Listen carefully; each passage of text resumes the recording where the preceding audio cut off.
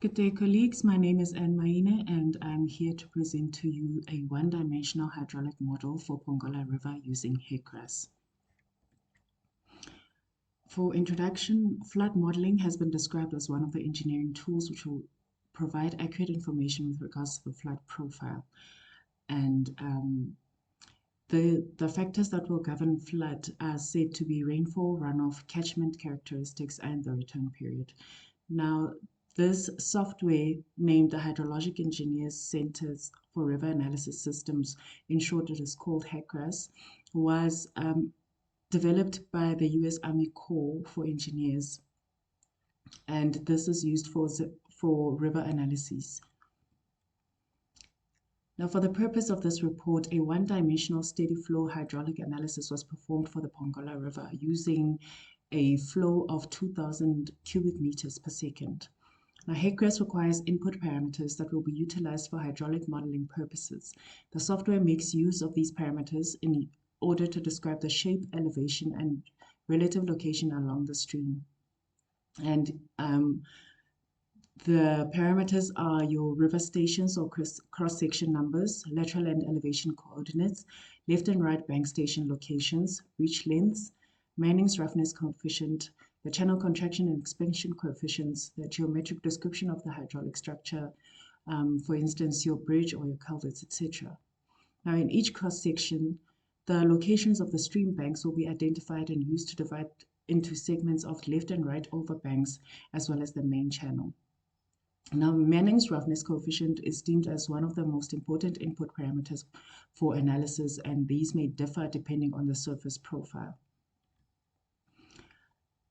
Before any simulation can start, the input parameters are then inserted into HECRAS.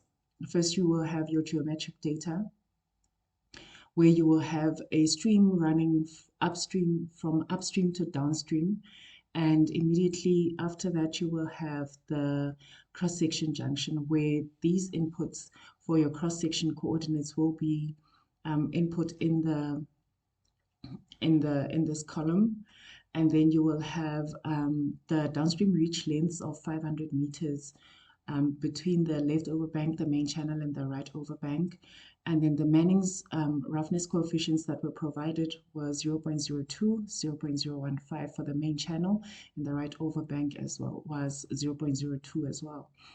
The main channel bank stations, which will be the red dots displayed over here and here, I assumed it to be at 155.1076 meters and at 606.3296 meters for the right overbank.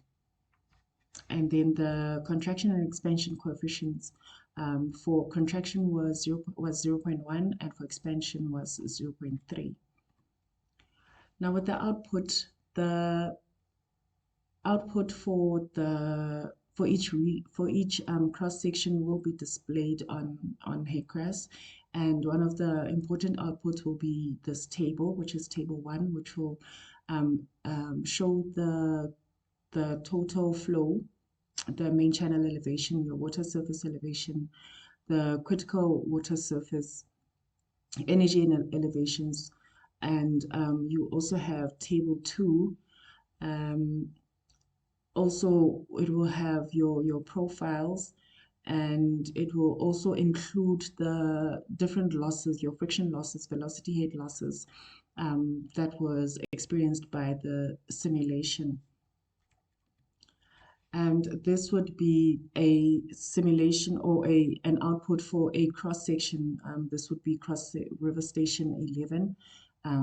This was the output, and it showed that there will be no spillage, or there will be no flooding for this particular simulation on this river station. Now, in conclusion, now it has been stated in literature that water is a scarce resource in South Africa and throughout the world, and then it has become apparent that the conservation of water resources and the management thereof should be one of the most important objectives in the country. The use of programs such as HECRAS can assist engineers and decision makers in achieving this goal. I believe that the different organizations and government departments, with the lead of engineers making use of such softwares like HICRAS, can work together in alleviating the water shortages, mitigating the designs to withstand the ever-changing climate, and plan for a better management of the water resources in the country. Thank you.